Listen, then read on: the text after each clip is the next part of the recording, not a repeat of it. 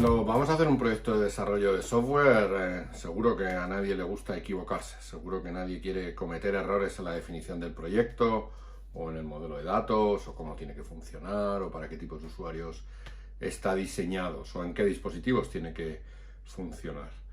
Además, tradicionalmente siempre hemos pensado que el coste de un error aumenta según avanza en el proyecto, y esto pues parece fácil de entender. Si yo me doy cuenta de un error de planteamiento al principio del proyecto, el coste de subsanar ese error va a ser mucho más pequeño que si me encuentro o me doy cuenta de ese error al final del proyecto, sobre todo si estamos siguiendo una aproximación metodológica de desarrollo en cascada, ¿no? Primero me lo pienso, luego lo diseño, luego lo programo y luego lo pruebo.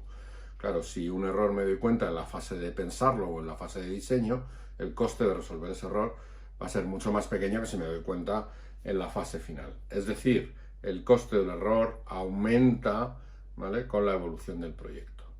Claro, ¿cuál es la estrategia razonable cuando yo sé que si me equivoco al final el coste va a ser muy alto? Pues la estrategia razonable es invertir un montón de recursos en la fase inicial del proyecto para evitar ese error, ¿no? Es lo que hemos llamado siempre la fase de análisis funcional, en la que yo lo que hago es pensar muy bien qué es lo que quiero construir para intentar tenerlo todo controlado, para eso diseñar la mejor arquitectura, de forma que el número de errores que se producen al final del proyecto es muy pequeño y los errores que cometo los cometo al principio y con lo cual, digamos, ahorro mucho dinero. Pero, ¿cuál es el problema de esta aproximación? Pues que no tiene en cuenta que la tecnología ha cambiado y que hoy en día el coste del error no es tan brutal al final del proyecto. Eso no quiere decir que no cuesten los errores al final del proyecto. Quiere decir que el coste del error al final del proyecto ya no es exponencialmente más alto que el coste del error al principio del proyecto. Hoy contamos con tecnología que hace que el coste de esos errores sea más pequeño. Hoy en día, cuando salimos a producción con un producto hecho por primera vez, el modelo de datos ha cambiado 500 o 600 veces por el camino y eso evidentemente hubiera sido mejor acertar a la primera, pero podemos sobrevivir ante ese gran número de errores en la definición del modelo de datos. Y además esto tiene una enorme ventaja, y es que cuando el coste de equivocarte es menor que el coste de intentar equivocarte, a lo mejor resulta que es más barato equivocarse que intentar evitar el error. Y por lo tanto, esa fase que hacíamos antes en los proyectos, al principio de un análisis tan detallado de todo lo que queremos hacer, nos la podemos ahorrar. Y entonces nos vamos a ahorrar dos cosas. Uno, todo el tiempo y el dinero que cuesta ese análisis, pero lo más importante de todo es que podemos acelerar la puesta en producción.